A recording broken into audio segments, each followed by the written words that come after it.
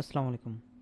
Digital identity থেকে যখন আপনি কোনো ওয়েব মেইল পাবেন সেটা অবশ্যই আপনাকে আউটলুকের থ্রুতে ব্যবহার করতে হবে। ঠিক আছে? সো পিসিতে অলরেডি আউটলুক মেল বক্স থাকে। আপনারা জাস্ট আউটলুক মেল বক্সে আসবেন। আমার এখানে অলরেডি ইমেল আছে। আপনাদেরও যদি থাকে তো থাকবে, আর নয়তো হচ্ছে নতুন করে অ্যাড করে নেবেন।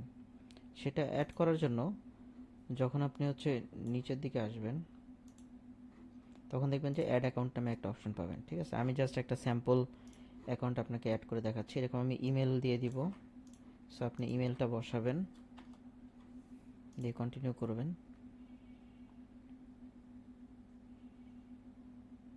তারপরে একটু নিচের দিকে এসে এই যে আইম্যাপে সিলেক্ট করবেন, করে আপনাকে যে পাসওয়ার্ড দেওয়া হবে ইমেলের, ইমেল পাসওয়ার্ডটা বসাবেন।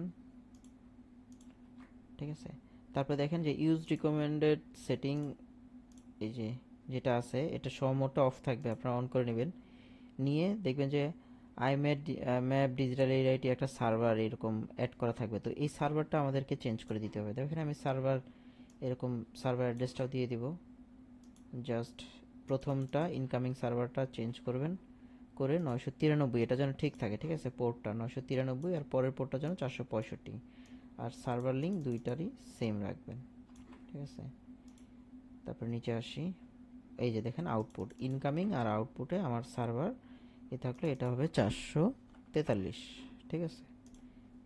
সরি 465। সো আশা করি বুঝতে পারছেন। তারপরে কন্টিনিউ দিয়ে দিলে আপনার লগ ইন হয়ে যাবে।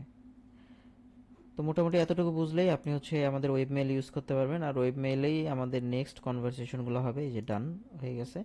এখন আমার এখানে অরভিলের যে ডিজিটাল আইডির ইমেলটা খোলা হয়েছে সেটা আমি মেল বক্সে চেক করতে পারবো, এবং এরকম করে চাইলে আপনি আপনার ফোনেও অ্যাড করে নিতে পারেন সেমভাবেই।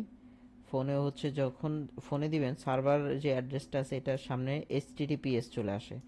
তো এইচটিটিপিএসটা কেটেই আপনি কিন্তু ইউজ করতে পারবেন। ঠিক আছে? সো এই হলো পুরোপুরি একটা ওয়েব মেইল লগ ইন করার ভিডিও। যদি কোনো প্রবলেম থাকে তাহলে জানাবেন।